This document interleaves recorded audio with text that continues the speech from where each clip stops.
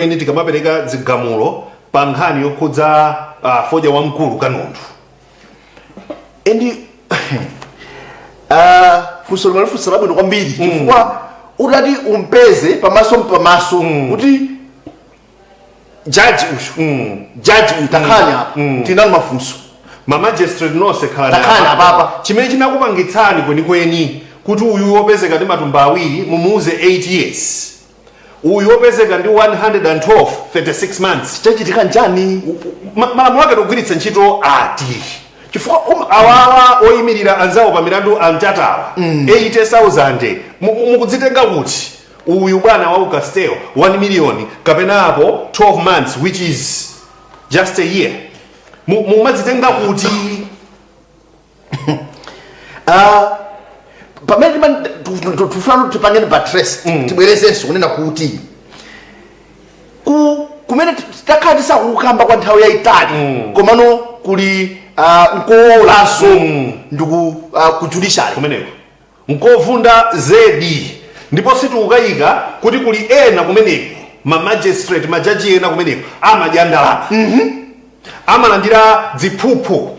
And you're not even surprised when even the SATA corruption scandals kuliso ku judiciary chifukwa utatuone ma case studies amene wapereka hapa on a serious note nguone kuti uyuyu musayi mukuti anaipa bwanji m'maso mwaweruza andi mwana tikumbiri ena awatu ndi mabwana apanga zinthu agwira ntchito afika pa malevels amenewo winayo wachita kufika posaneneka kuti akumachita kuchiyendetsa tsopano so nzakuwadutsa Bedbridge chekudutsa bwino ndikulowa mu Zimbabwe bwino ndikulowa Mozambique bwino 112 bags Jonah 112 their own fellow Malawian just 2 bags 8 years. Tinene kuti pano sitikunena kuti tikunena kuti anthu adzichimwa ndi asamagirechera. Let's make that disclaimer.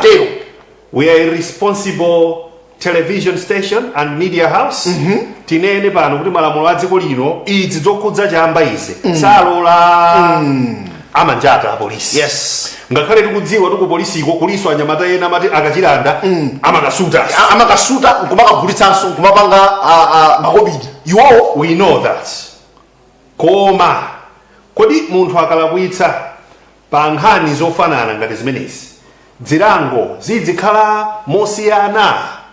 Timaona khungu timaona kobidi timaona chani kwenikweni popanga melt zilango ngati zimenezi and umandiuza zoti pali lawyer wina wake amene afuna kuitenga nkhani imeneyi. Yes kuti national nayo Alexis Kamangira munthu yusu wankulu khanga ndi zaka 17 so even 19 imene imanenera ndi 17 is a minor. And ukatengerano we have had some people pa social media ona anapita kaje kukhomo kwa Musa ndukacheza ndi mai wake nkukamva the story behind kuti wonetsetse sukuti the boy has got another criminal record kumano amapanga to support the family on one hand and vetsetse so tunena kuti atiphanya malamulo. He was doing the illegal business to support the family.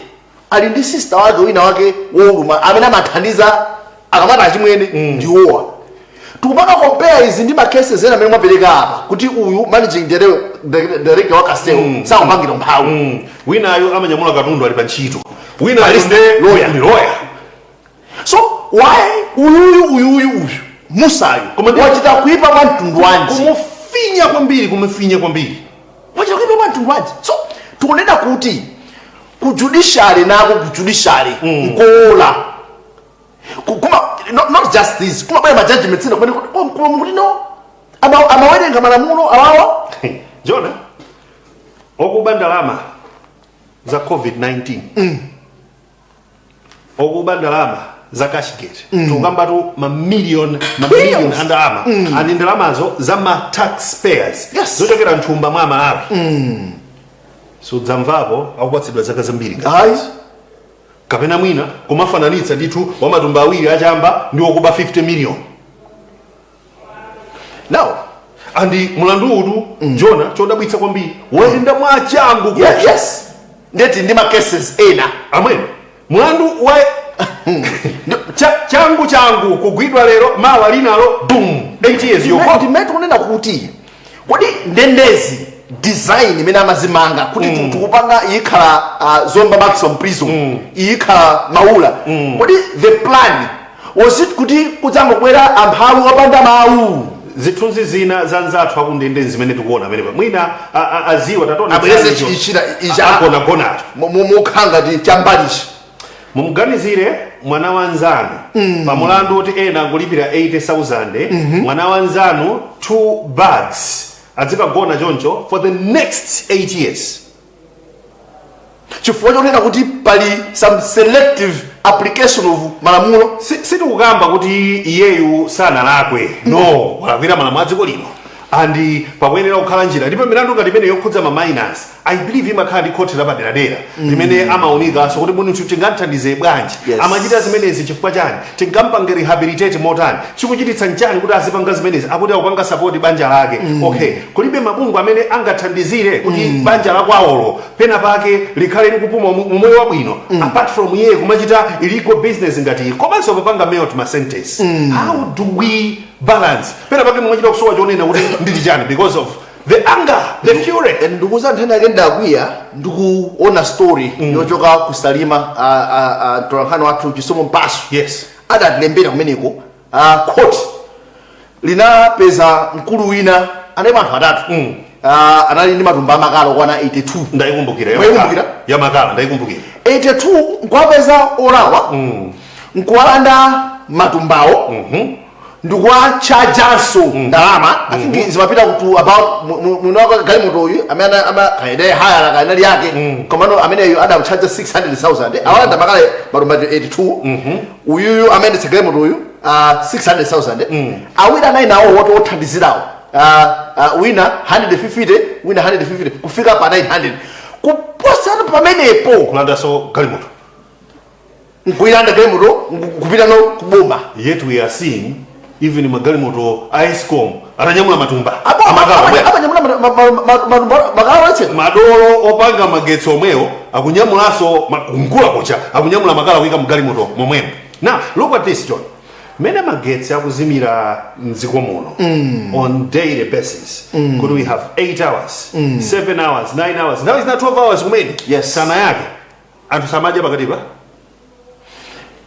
andi ndiangati amene angakwanitse kugula zimagasi stove zimene kati umanena kuti lamulo likamayikiridwa lidzibwera to service kapena to save anthu osati kapena kuti lamulo lubwera ngoti lingopanga punish munimvetsetse mupite kumaula I hope kumaula akuonera even adindo mupite kumaula kuti ndangati amene akumakhala muzithuzi zimonezi mumagona mu hoteli we have people who will be arrested nkupita kumaula kuja kuli marumu special amabwana kumene kuja kumene kukaja mamawa oyang'anira kumene kuja amafika kumaza funsa kuti mudya chani lero big tikakugulire tukamba zinthu zochitika KFC akumalandira anthu kumeneko tukuti amasamba oloshawa kumeneko ilipo special okuba mamiliyoni inde osokoneza mamiliyoni ananu uyu wamatumba awiri achamba okuba nkhuku za inu wake ndi mbuzi zijankanena achilima kuti kumene kuti tipititse mbava zenizeni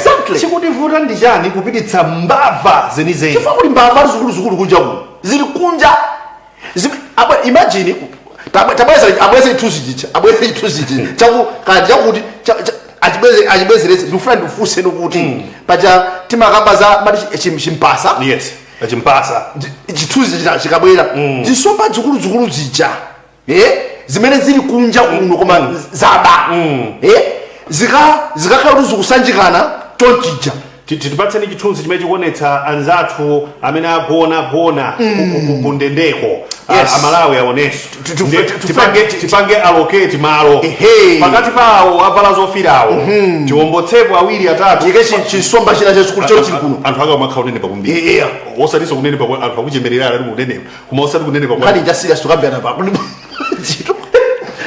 now tichotse apa chofirawo ndi anzawo amene anikata kungochotsa ukhawo chimpasacho sichingakwana tike ziwiri zokuti tikudzidziwa mwina zili kunja kuno ana magayanyiza akagoneko pamenepo chifukwa chifukwa tisamangona okuti alibe mayina okhaokha tukamba anthu amayina oti ali kuno koma asakaza zinthu akapita kumeneko adzakhalanso kumeneko. Jonah, justice for Musa is needed and we have to act and act now. Exactly. Chilungamo pa nkhani iyi ifeyo siru tukuderera mabwalo koma pa nkhani iyi chilungamo afotokoze kuti mukuti zinakhala bwanji. Magnitude yake imakhala ya mtundu wanje kuti munthu nkumpatsa wina 8 years wina nkumpatsa olima amene olima ndeti ndi amene ali maplani akulu kuti ndikulima ichichi ndi zolinga zakuti 12 months. Uyu amene wangu kagulitsidwa chifukwa choti chinakololedwa less than 2 bucks 8 years. Tonera uthenga uwu zinazo zimene mafuna kuwerengazi amalawi ambiri atilembera apa tiwerenge zimene zitimve maganizo anu ndi otani ngati mwatukwana sitiwerenga pepani tifuna maganizo abwinobwino owumba mtundu wathu komanso othandizira kuti pakhale umunthu komanso pakhale guideline yoyenerera kwa magistrate majudges athu akamapereka ziganizo kapena kuti zigamulo ngati izi m'mabwalo amilandu. We'll be back after this commercial.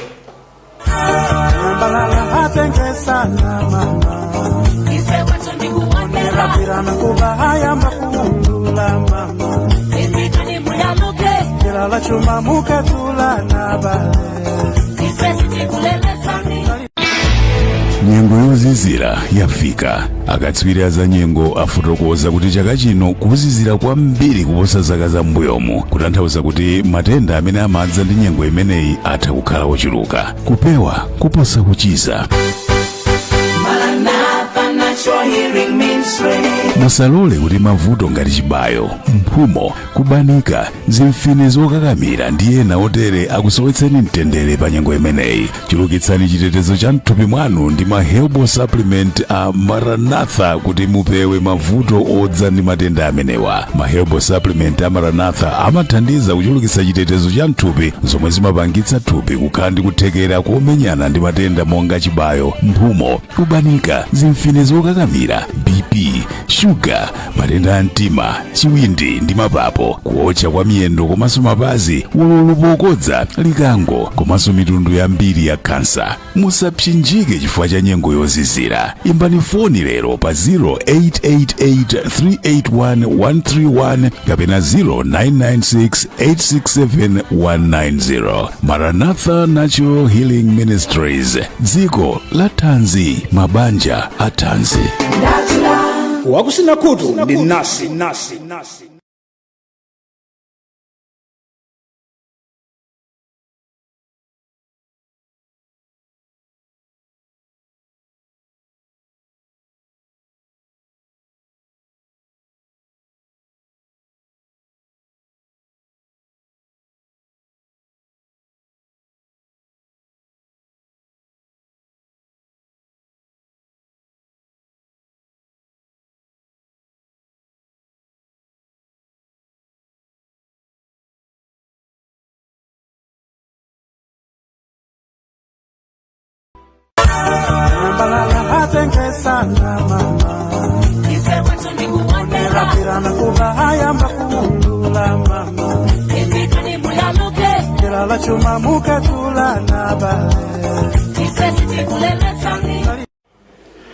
Disclaimer Jonah, mbili yangu koza kuiba hapa. Disclaimer. Chinali chimodzi chambacho munachotacho chidali gulu ndi tinkalandirizana kale 1996 Jonah 1996 so ndikalekale sikuti mutu mu chilimobe so amene mukuti ndino wakanundu zikuvutana no komano ndifemation ngonena kuti ndikuvomerezana nanu komano ikakhala kuti ndi criminal record timane kuti you still have a criminal get out. we are back. Ndimafuna nene kuti nkhani tikuyambirana ya Musa tisaitengeza chibwana ayi munipezeza ayi a president akamanena kuti we want to fix this country the fixing ipange apply across the board. That's it. Foto kupanga fix kuti ajizuma ndaza kupanga zinthu tikamapita kwina somebody akononga mediocrity kumakoti mbwerera ndipo tiwapemphe pano Jonah a chief justice yes anyamatawo amene amapanga melt ma decisions amapereka zigamulo Supreme Court high court ma magistrate court adzikhalako ndi ma refresher course ena akuoneka kuti ala outdated ena ala outdated chifukwa amene you were right kubweretsa ma cases ati afika Malawi azimvera okha mabweretsera dala chifukwa judge wanzeru would sit down and say recently tinali ndi case yofanana ndi yomweyi kodi kumeneku anawachaja bwanji amapanga rifa ukuso kunali kwini ma references abwere pamene baja on the table komanso vuto lalikulu limene tinalo Jona ma prosecutors ku police nawonso akufunikanso kupangidwa upgrade afunika kasukulu kokuti kaonjezere zinthu mkati mawo on how they act chifukwa ngati muone and I'm glad with this lawyer Alexis Kamangira akunena kuti nkhani iunikidweso and it's very true zomvetsa chisoni kwambiri it's very true kunena kuti tiyenera tidziwe chifukwa anthu ambiri ali kundende kuti pa milandu ina yonena kuti mukatatha kungonena kuti awa tauzana adzikasesa adziyendera adzikakoza uko in fact Jona ina ndosalakwa alibe ndalama sangathe kuyima amene paja wa polisi akangobwera munthu njenjenje kuopa ndipo munene kuti kuli ma juniors ena anamangidwa ali ku office amene amangidwe ndabwana awo ID executive director alikuja kuno kumano ID wo ngandalama so mwana wa musi ndamene akuseva kumaula as we speak so sad very justice for Musa as we are talking tiatokoza Malawi ambiri amene apanga contribute to the quest yofuna kuthandiza banja kumeneko tamva zoti ndalama zimana sonkha already zakwana 1 million ndipo zikhale zikuperekedwa kompano ndatokoze kwambiri anzathu amene magwira ntchito zoyimirira anthu pa milandu nkhani limene legal aid nkhani limene kukamangira abwera kale abaiti we can join hands I know kunena kuti anzathu maloya amapita kumene kuti khobidi muniva umathuwira zona kuti uyutu ndiye kuoneka kuti tidyapo kumene kwabedwa kumveka kuti fungo lili alikhangana naba amathamangira kumeneko potengera thumba la munthu koma tikamapanga chilungamo tatiyeni amalawiso opanda mauwa tiwayimirire Jona zimadabwitsa kwambiri dziko muno zolakwa zofanana maperekedwe azilango osiyana mundikuitsa pano ime yambayi mundikuitsa kwambiri kuti mwapeza kuti zolakwa zofanana ija ninkapereka vesi ya Yesu pamene afarisi ndi alembi anamberetsera mzimayi wogwidwa ndi chigololo anabweretsa mzimayi yekha kuti amene amapanga naye ali kuti ndi akuti amene malingira ndi malamulo tifuna tingende ndi amene Yesu amati akuluakulu sole wait amene sanachimwepo pa ino gendani munthu anadikira kuti munthu uja atani agendedwe sanagendedwe munthu fanzi yonse inathawa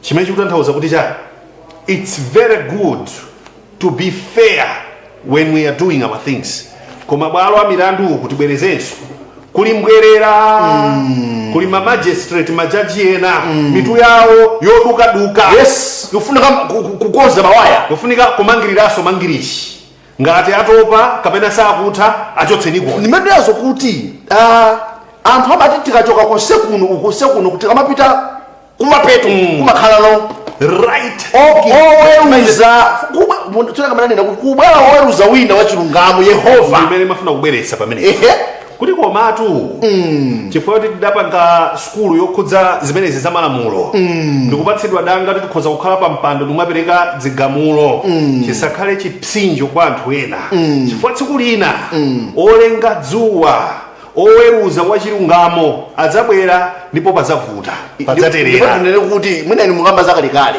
ine mukamba zakalekale munthu osauka akamalira izino ndipangano across the board tsoka ola kamanena kuti zikumveka kuti anthu kuboma gawana ndalama misonkho wina mene amakayipezera ndalama yake kuti mukagule sonkho akagule sopo ochapira inu nkumadya kumene koko anthu amene aja tsoka anthu amene aja akamayima akamagwada pa mawondo kuti koma jaji uyu koma adindo awandale tsiku lina umadzana muti ndine ndemwe zikuchitikazi tili ndi dzimbava mdziko muno za basimenti masauzandi osalipira misonkho.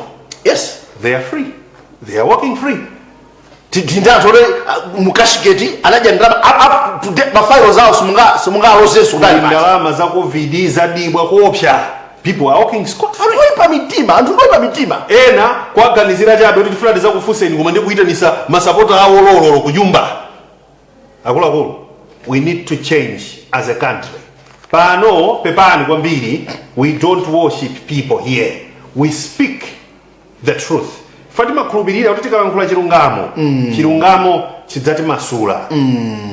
Agenda free Musa. yes and tikunena pano kuyambira lero kumapita mtsogolo mtizikamba za free Musa mpaka na chilungamo chitaoneka mafana ndi chonchi posta chedo apo unatchula Arizin Nzikamani ayamba bwino taona ayimitsa maloya ena autambwali yes mukumbukira so don't just end on the lawyers can you even go up ma magistrate muli ma court secretaries openga kwambiri aziphuphu akatangala. yes you will find kuti adinda zinthu amene court sitina kumana. in fact even kuti mulandu wanu ukapeza kuti wayamba kumene kuja ena amaita audition yanga ilowe sanka so free Musa tikutero pano pakatsukuluza kunena kuti uyu sanachite kuchimwa to deserve this punishment. This is too much. Dile Jonah Pankoko makomanonse. Well, this is Obre Kusakala Rainbow Television Katsukuluza. The moment of truth is here. Tibwerezanso si onse olakwa amene amalandira chilango ena ngakhale kuti achimwe ogamula amangopereka tidzilango tofewa kwa basi mulandu omwewo wina mpaka zaka 8. Very sad. Free Musa. Bye bye for now.